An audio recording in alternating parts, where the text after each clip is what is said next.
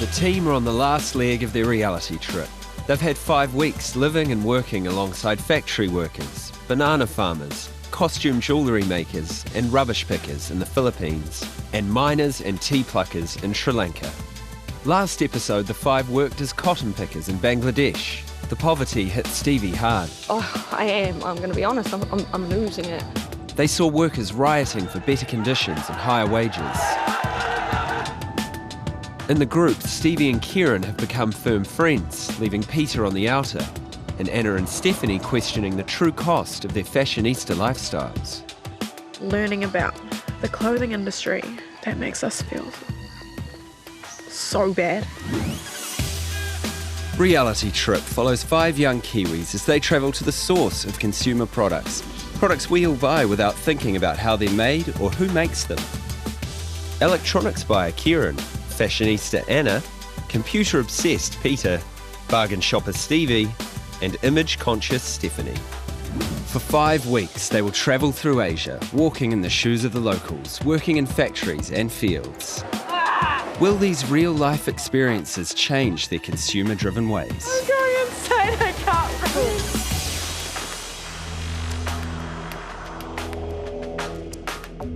The 5 are in Bangladesh's capital city, Dhaka.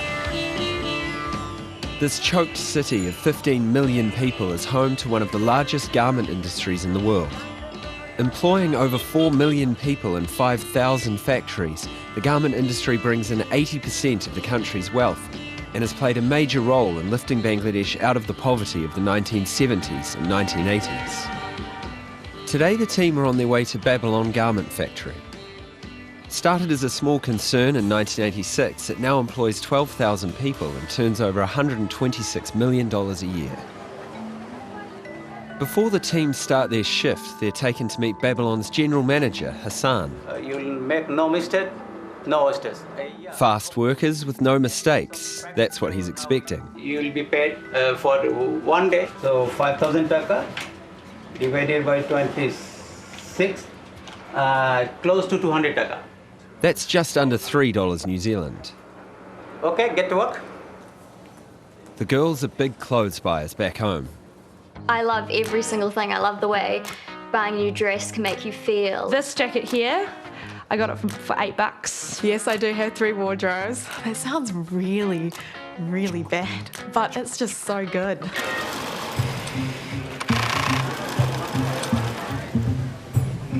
This is the reality behind many of those clothes they buy. I was really shocked at the cramped conditions, just how intense and crazy. I was just overwhelmed by how many people work in such a small space.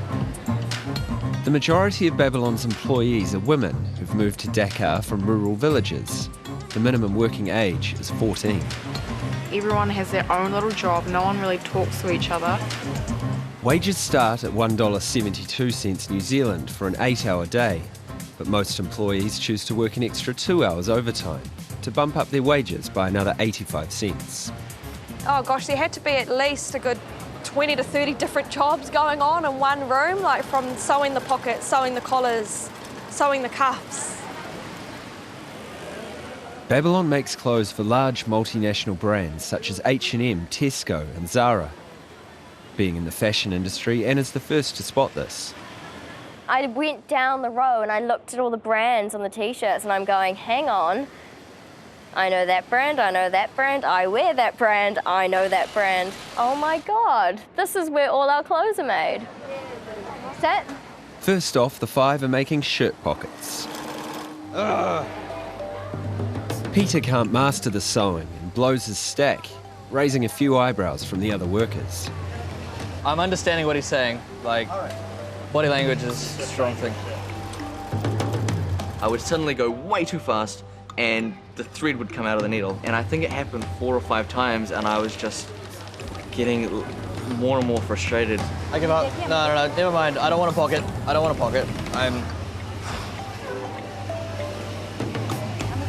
No, it's... Fine now? It's fine. I don't want a pocket anymore. Peter's rude manner isn't impressing the floor managers, who aren't used to workers behaving like this. I kind of slammed my fist down on the table, which to me, it was just an expression of frustration, but I think it came across as being rude to the people that were trying to help. They took my stuff. You're shit at this. Thanks for the encouragement, man. Appreciate that. Kieran's loving this opportunity to heap criticism on Peter. He even blames him for his own mistakes. He made that one. Yeah, this one. Coupled with his own incompetence and Kieran's dismissive remarks, Peter's done with sewing. Peter's had enough and has stormed off in a huff.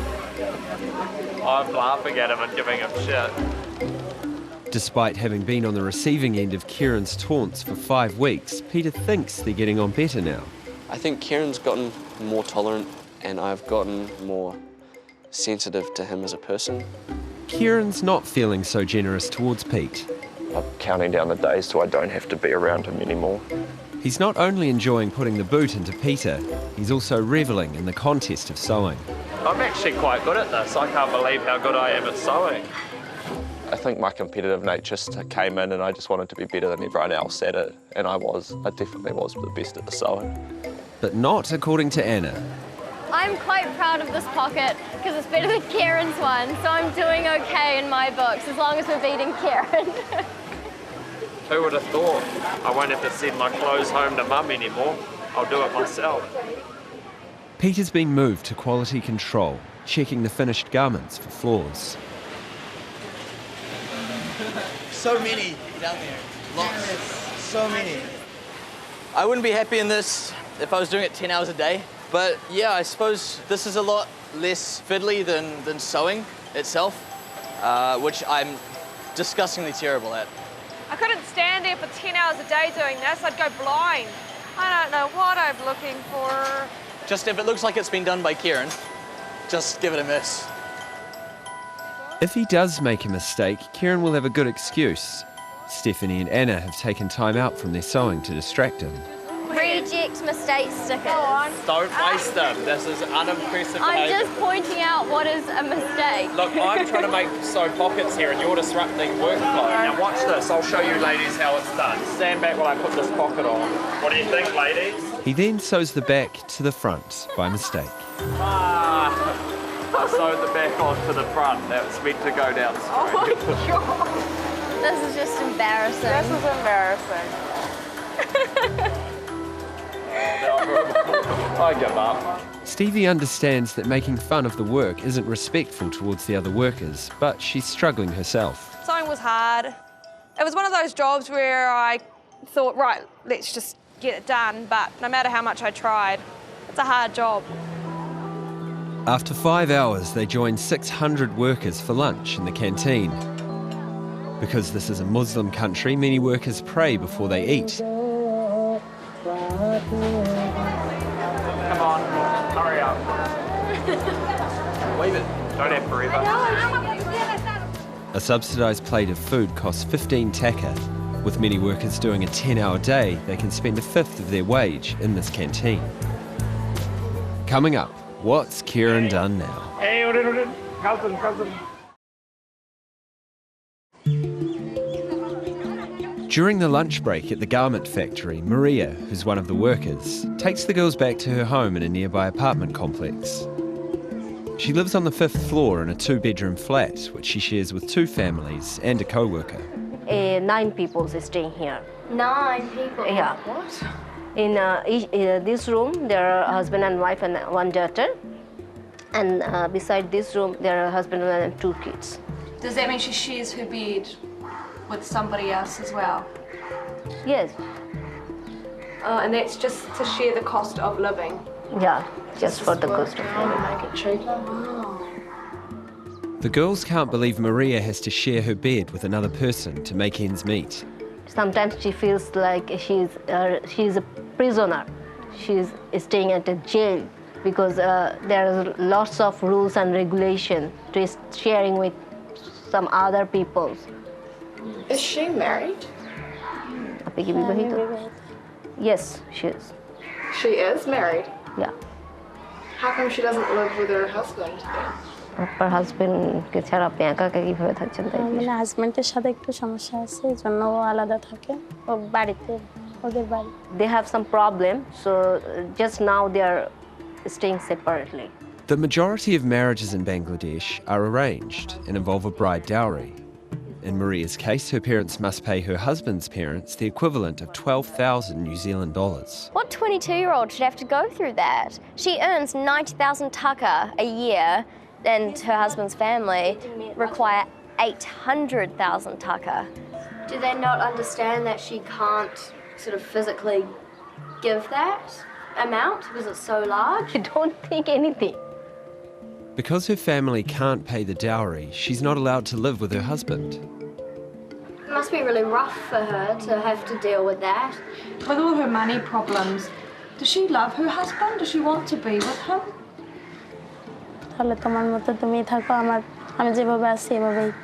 She told her husband, if you want to stay with me, so you can come and Tell her she's a very strong woman to be doing what she's doing.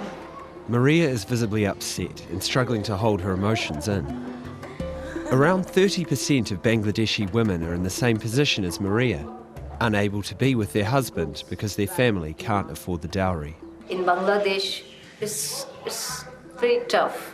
It's just something I would never even think or dream about having to deal with, as well as her situation with struggling, working, supporting her family, and then being stuck in a love rut, you could say.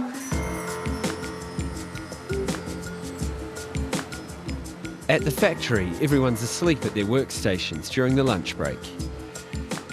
Kieran's napping outside, but now it's time to go back to work. I'm shattered. At his workstation, he nods off again. Hey, cousin. I'm awake. I'm awake. Yeah. Across the floor, Stephanie's also feeling pressured by the supervisors. She thinks they push the workers too hard. They are demanding. It's kind of sad because they're already trying their hardest and they're already working at a rate that's insanely unhuman. Being a fashion lover, it's an uncomfortable wake-up call. I think out of everyone, I've probably shopped the most. And that has definitely made me think about my clothes big time. Yeah, very shocked. I don't really like seeing my clothes being made in this way. Being a social work student and generally more aware than Stephanie, Stevie sees things from a different angle. I think for the people who work in the Babylon factory would be considered the lucky ones. They have safety precautions everywhere, they have their rules and regulations clearly outlined, but this is a good factory. What do the other ones look like? But for Anna, who bears the cross for the workers, Babylon's no better than any other company in terms of wages.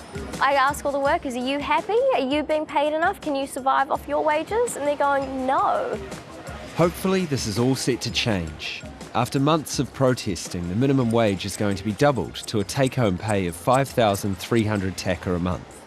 That's around 80 New Zealand dollars, or 30 cents an hour. The boys are over in quality control, where they each have to check 35 shirts per hour. Their supervisor is 25-year-old Hafiz. He was really nice. Him and I got on more than he did with Peter, and we were talking heaps and laughing, and it was funny, we were teasing each other about cricket and how they've just beat New Zealand.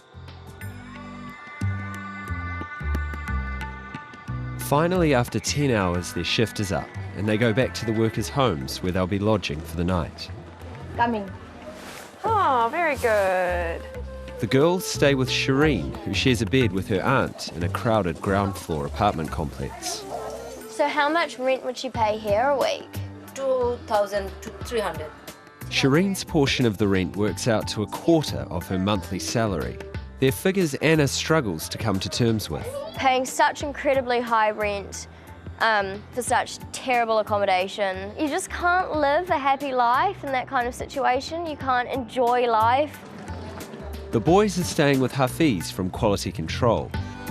He shares a single room in a high-rise building. How much do you pay to live here a month? Between 600 and 800 taka. 65 New Zealand dollars a month. To us, that's cheap. But Hafiz only earns $45 a month, so to live here, he has to share with 8 other guys. Where does everyone sleep when there's 8 people? Where some people on the bed, some here? কিভাবে শোয় এটা একটু জানতে চাই। এইখানে ঘুমায় 3 জন আর এইখানে 3 জন।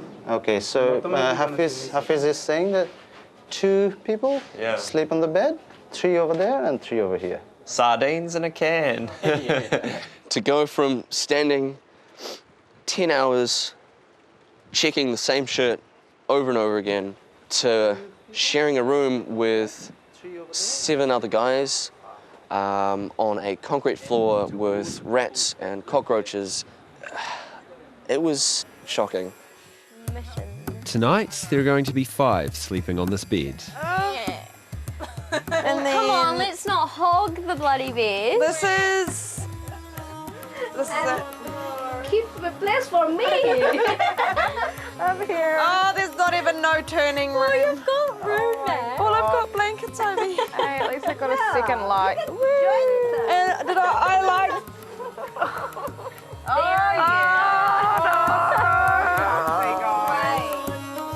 Sharing living space with so many is a difficult concept for Kieran.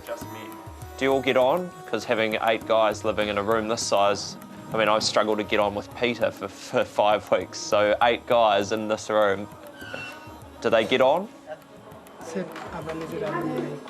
No, it's not that bad. Does Hafiz have a wife or a child or a family? He's married, but he doesn't have any child. আর আপনার wife কোথায় থাকে? বাড়ি। She stays. His wife stays in the village. He actually sees his wife every 1 month or 1.5 months. Hafiz, how old are you? 25 years. He's 25 years old. Same age as me.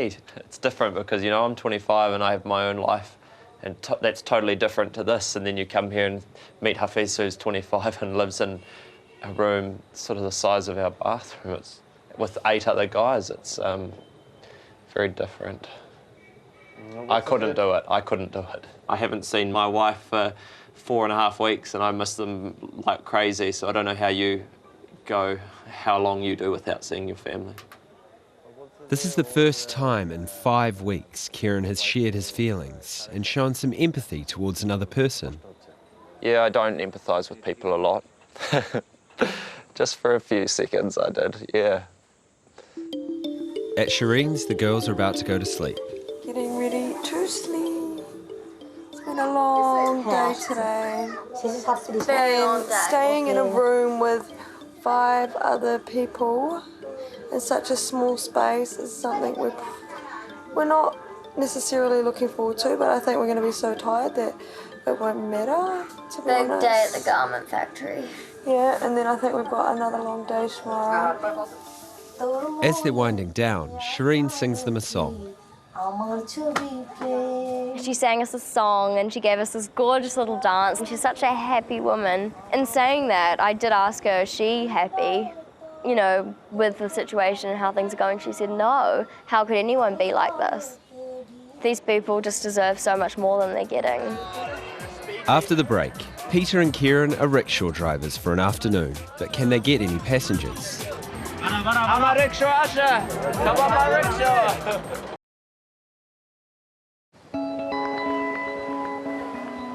Yesterday, the 5 worked a 10-hour shift at Babylon, one of Bangladesh's largest garment factories. Today, they're having lunch with the boss. Imdadul Islam has been in the industry since the very first factory opened in 1977. The very first one. Wow. You are just, Wow. this is very historic for you. Yeah. I say meeting one of the veterans. You say you're a veteran of the garment industry because it's growing really fast. It boomed. It was an explosion, and that was not right. And that is one of the main reasons why definitely there are factories who are not treating their workers properly or running their business very ethically or responsibly.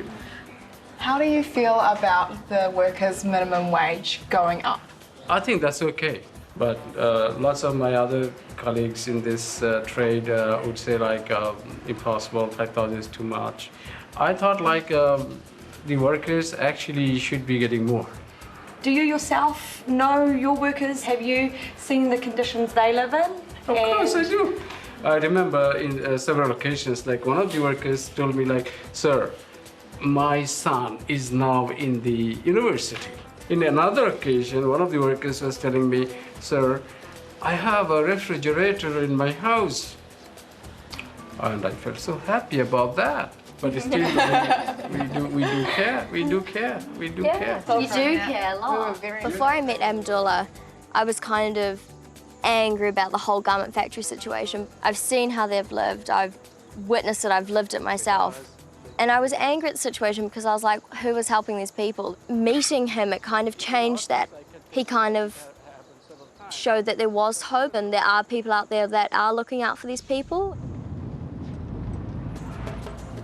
After lunch, the five are off to look at the housing conditions in the slums, where the majority of the garment workers live. Let's just talk about this particular slum we are looking at. Top architect Iqbal Habib explains how unfair life can be for the poor in Dhaka. Per square foot, the rich pay less to rent their homes than people in this slum. Unfortunately, these people, not having any ownership of the land they are in, they are always paying per square feet much more as rent than the guy who's living in that particular building, which is a high-rise with all the amenities, electricity, water, air conditioning. 100 square feet in a high-rise will cost about $42 a month, and in the slums it's about $52. Slum dwellers can't afford to live in the apartments because the large floor areas push the rent out of reach. Motlab and his family came to the city 8 years ago. He's a rickshaw puller. His wife and daughters work in the garment industry. The family live in a single room. How much do they pay a month for their room? They are paying around 2400 টাকা. 2400 টাকা, around 2400 per room. That's 36 New Zealand dollars, more than half his monthly wage for a room with no running water. It's very small. Oh my goodness. One light, one fan, 8 feet by 11 feet, so roughly 88 square feet. Yeah. Divided, you'll find that it's a very high rent situation. And they all just sleep on the floor, or some sleep on the bed, and some on the floor. Some on the top. Together, they leave around 5 per room. Rents are higher here because slums are officially illegal. That means tenants have no property rights and landlords can charge what they like. They've got everything legalized, they've got everything illegal, unfortunately. So it doesn't really add up. It doesn't. Yeah. Is being a rickshaw driver quite a hard job to do? Kostakor? So he is pulling rickshaw from his childhood. Peter and Kieran want to know what it takes to be a rickshaw puller. And what better place to do it than Dhaka? It's known as the rickshaw capital of the world. Peter and Kieran each rent one for $3. Let's go!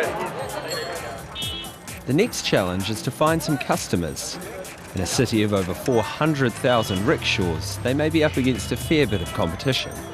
I'm a rickshaw usher! Come on, my rickshaw! I wrote on my hand what I have to say so I don't forget. I'm a rickshaw usher, and then people jump on. They just hit like, watch this. I'm a rickshaw usher! Oh, they've left me hanging. The boys take off looking for a ride, and Pete's the first to get lucky. I've already got a passenger! Hey! This man, come on, I'm a rickshaw usher! Here we go. Then someone decides to give Kieran a go. Okay. Oh no, oncoming. Oh, this is dicey.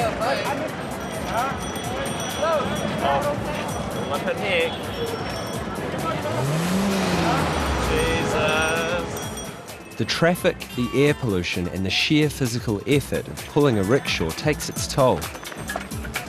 Some start as young as 14, the minimum working age, but not many make it past 45. Oh my God, this is crazy. When you're on the road, you're scared of dying the entire time. It's just mental here. There are so many rickshaws and so many cars, and everyone honks their horn at you. And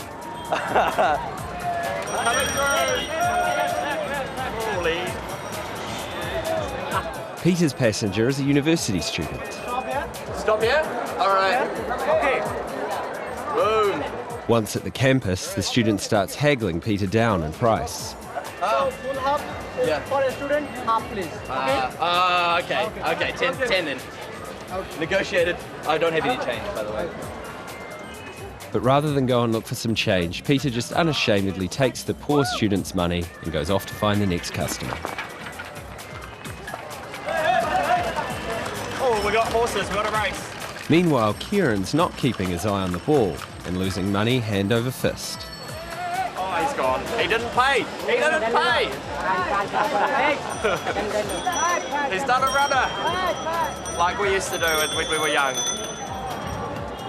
I got another one. Peter's definitely winning on this one. I managed to get one guy and he gave me a full 20 taka, so, you know, well on my way to some dinner. My passenger did a runner, he jumped off and left without paying. So I'm not doing too well. I need a wife who's going to be working hard to pay for my wage because I'm certainly not making any money here. I need to go find some more passengers.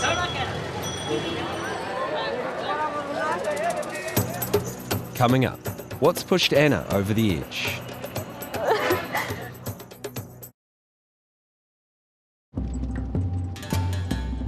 It's the second to last day of their journey and promises to be one of the most challenging. The inevitable place to finish their investigation into Bangladesh's garment industry is Rana Plaza. When the Rana Plaza building collapsed in April 2013, it was one of the world's worst manufacturing disasters. Over 1,100 workers died and another 2,500 were injured. They've come to a recovery centre for many of the survivors. It's a very different experience from the slums and factories they've seen on this trip. This is like walking through a casualty hospital in a war zone. You're just faced with people missing limbs, so physically and emotionally affected by this disaster. It happened on such a huge scale and it affected so many people and so many families. It really affected me. Seeing 22-year-olds with bolts, like, actually in their head just to keep their spine straight, which they have to be in for 6 weeks. I really, really felt for these guys, especially the younger ones, because that is their life. It really, really drove home how much I've kind of been taking life for granted. Reports indicate the building was poorly built and overcrowded with factory workers. 22-year-old Rosina and her sister both worked in the building. On the very morning of the disaster, she noticed massive cracks in the walls and pleaded with the supervisor to let her and her sister go home. But the supervisor said, everyone is working, what's wrong with you? Again, she said, no, I will not work in this condition. But they said, you cannot go out now. At that very moment, the building collapsed. Rosina was buried deep in the rubble, her arm trapped under a pillar. The rescue team could not remove the machine, table chairs, what on her body. They cannot move the rubbles. So the rescue team supplied her a blade to cut her own hand. Then she tried to cut it, but she do not have enough strength to cut the bones. She just cut the flesh. But she just cut the flesh, but not the bones. The rescuers were unable to free her trapped arm. When she was pulled out, the flesh was stripped away, leaving only the bare bone, which was later amputated. It's a lot to take in. It is a lot. It's all too much for Stevie. I lost it. I started bawling my eyes out.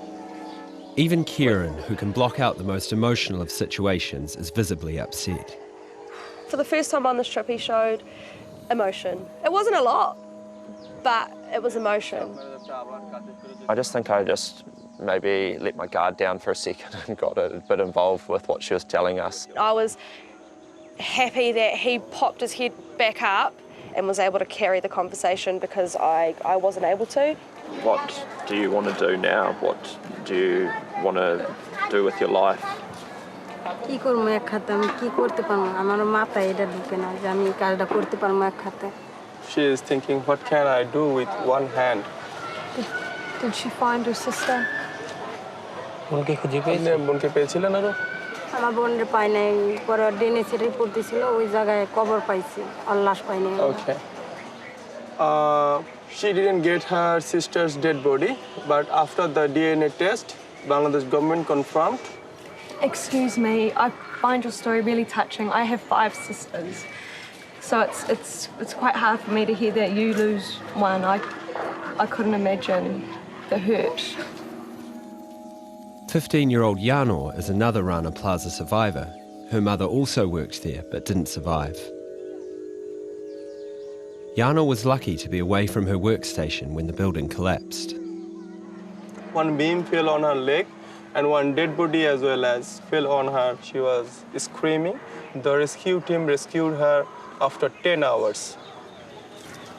It's worse enough having lost an arm and being in a chair, let alone losing family members while you're at it. Close family members. And the nightmares of having a dead body fall on you. So she might be able to walk one day again? Yeah, we are hoping she can work because of she is young enough. Can you tell them they're both very brave and it's not something anyone should have to go through, you know? And I really hope that, you know, they get better and get back into work or, you know, follow their dreams and do what they want to do. Stevie and Kieran rejoin the others to travel to the Rana Plaza site.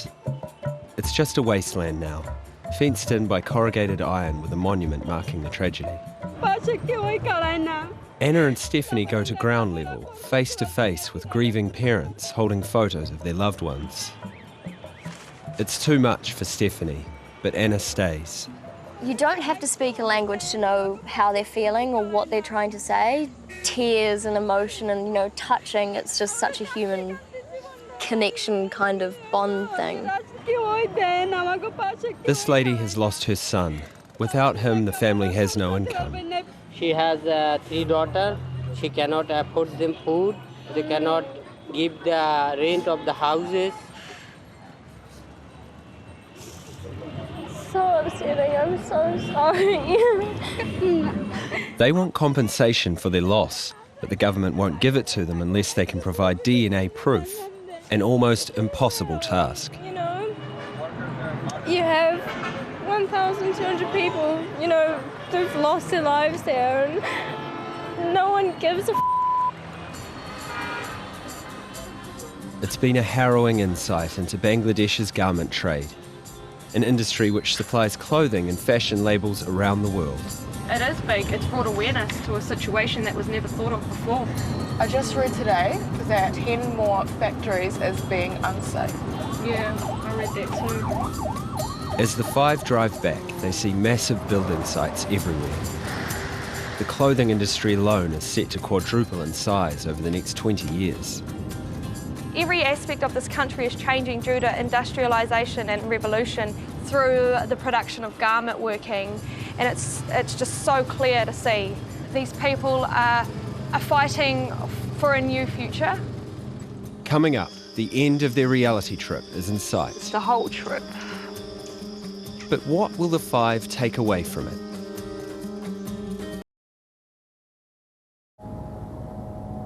After 33 days, they've come to the last stop on this reality trip. And it's not a slum or factory or poverty-stricken village. The 5 have journeyed to the Sundarban, the world's largest